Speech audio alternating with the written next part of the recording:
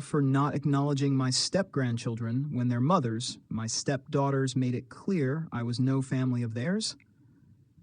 I need to know if I'm being heartless or if I'm justified.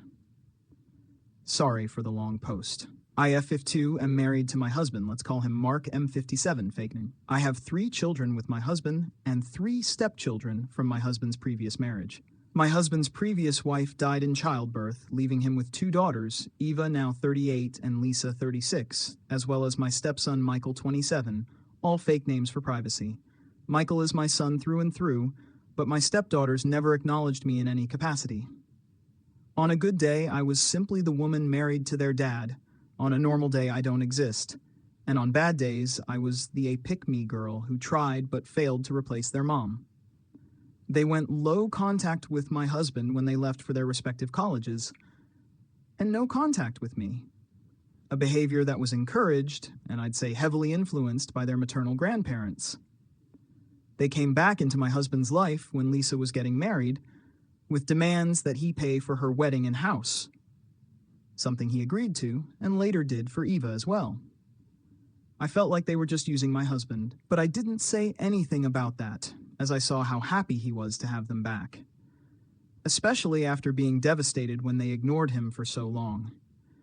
They didn't invite me to their weddings, and made it clear when they had kids that I was not their family. My husband and son tried to push back against this, but I discouraged this as I didn't have much of an emotional connection with them. I chose to let it go and not make a big deal about it.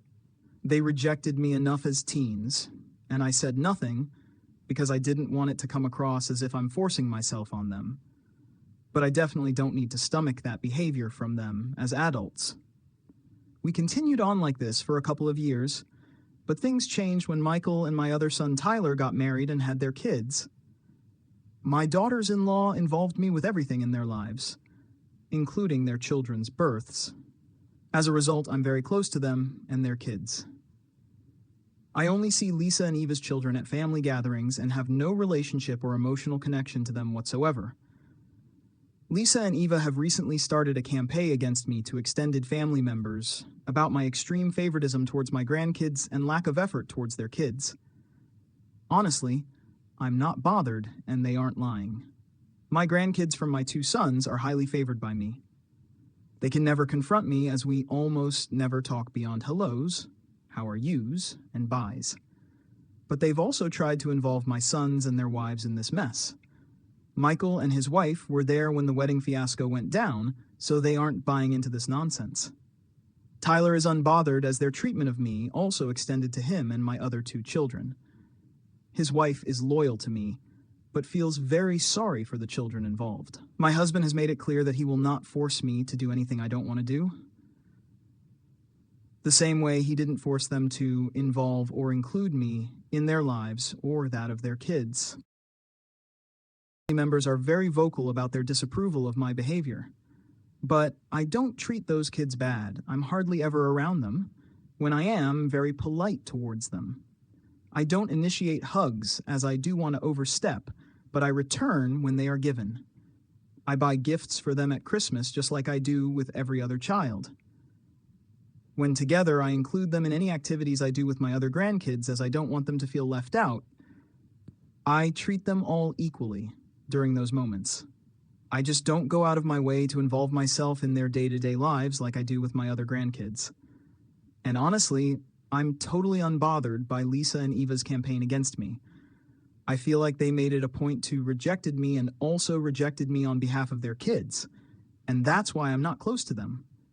I honestly don't feel like putting in the effort at this point. I'm human and I've been rejected enough. I don't want to let them or their kids in. And I feel like they only want in because they see the benefits my other grandkids get to enjoy. I think they want to manipulate the situation and use me for their benefit, just like they use their father. I think their children are also just tools in this situation, and unfortunately, I'm not in a position to do anything for them, as that would mean allowing their mothers to have access to me, and I'm not comfortable with that. Am I wrong for keeping the distance and not really wanting to acknowledge them as my grandkids? For not taking my ex-wife back after she left me for an alpha male? Throwaway. TLDR, my ex, 30F, wants to get back with me, 29M, after she left me about a year and a half ago. I had been with my ex for 7 years, married for 5. It felt like love at first sight, and everything felt so natural when we met. After about 2 years of dating, we decided to tie the knot. Not soon after, we welcomed our baby boy, 4M.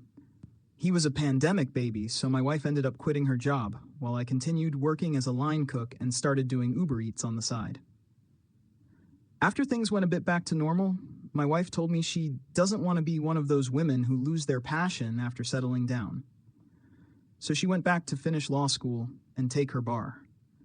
Of course, I wholeheartedly supported her, and we tried to make it work. After she passed, she immediately got hired at a firm downtown through the help of her friend, Dumbo, 33F. This is where the problem started. From the get-go, my wife began making good money. Good enough that she told me to quit my job and take care of our son full-time, as she won't have the time. I said no. I loved my job. Cooking was my passion, and I even worked my way up to full-fledged chef. My biggest regret in our marriage had to have been her talking me into leaving. But I did, and became a Satch D. Slowly, our marriage life began deteriorating as she started to pull away. She'd work long hours and barely spend any time with us. She'd go out drinking to network with her work colleagues on weekends, sometimes even going out of town. At home, she'd always just be pissy with me. It's like her personality did a complete 180. This wasn't the sweet, nurturing girl I fell in love with all those years ago. Our intimacy became almost non-existent. After going through therapy, I can now see that I am to blame as well. I should have communicated better and shared how I felt. Luckily, the highlight through this was my son. Seeing him grow and being there for a lot of his firsts made everything feel like it'll be okay. One day, she finally came up to me and asked for a divorce. I wasn't surprised. I felt everything was eventually going to lead up to this, but I still didn't want to give up. I asked if she's sure about this or if she wants to make it work. I recommended couples counseling or temporary separation. She declined both those offers and told me she found someone else. Hearing this shattered me. Her changing and us growing apart I can understand, but never once would I have thought that she would be the type to even entertain other men. She told me this new guy is an alpha male who knows a woman's needs and how to take care of her. She bragged about how tall and muscular he is, how he has a real job, and took her on weekend getaways that she told me were work-related. And here's the kicker. He's such a man, he doesn't want to make things official until me and her are separated. I almost laughed at how delusional my ex had become. I asked her, what about our son? And she said, I can have him. He likes me better anyways. I think this hurt the most. I couldn't believe she said that about her own son, throwing him away like he's some object. For the first time, I couldn't recognize the person in front of me. I won't lie, I did let the anger get the best of me and said some hurtful things back. I could tell she was taken back by this. Probably because I almost never get that angry. She turned around and left. After she left, I cried my eyes out for 2 weeks hoping she'd call and come back. I don't know. I didn't love her anymore, but life without her felt so scary. The only thing that kept me going was my son. I knew I couldn't turn to the bottle or go down this dark path because of him. I managed to beg for my job back and they rehired me for some weeknights only, which was better than nothing. I spent the next months just putting my head down and working in silence. The divorce proceedings were moving quickly, and before I knew it was official. The worst part about this was I felt like I had no support system. On social media, everyone was praising her for being this strong, independent woman who broke free of some metaphoric shackles, like I was some villain holding her back, and not a single person messaged me on how I'm doing. And thank God they didn't, cause this is what made me want to try therapy, and I haven't looked back since. For all those that are unsure about therapy, I'm telling you, it works. Now fast forward to this week. I received a phone call from an unknown number, and when I picked up, it was my ex on the other line bawling. She told me how her alpha male boyfriend found someone else, and she's too afraid to confront him because he's a partner at her firm. She finally explained her perspective and how everything led up to this point. Basically, my ex has admittedly always been really pretty and a social butterfly.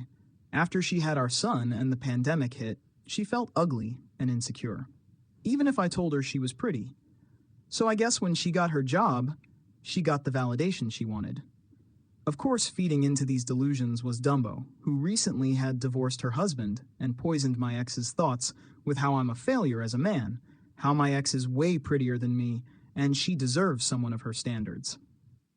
Apparently, I'm a beta male who rolls over and is stopping her from being free. She said a lot more specific stuff too, that I think I'll keep to myself here. But it was definitely an eye-opening conversation. I shouldn't have pushed my ex away to be vulnerable enough to listen to Dumbo. But still, after hearing all this, I was really just disappointed more than anything.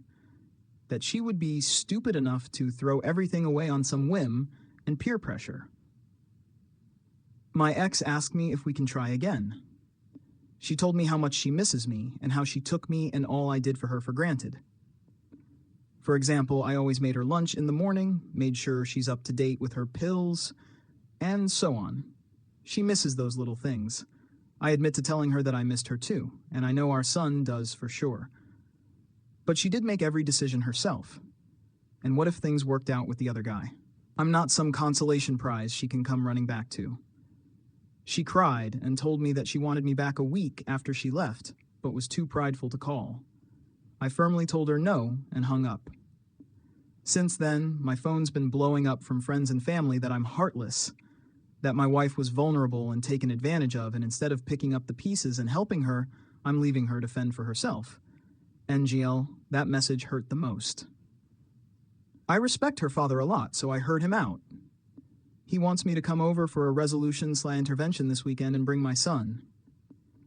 They just want a conversation to hear both sides and see if it really is resolvable. I'm attending, but I'm going to stay firm with my answer. But all the recent messages have been making me rethink my stance. I just want to make sure I'm not in the wrong before I attend. So, Aitah?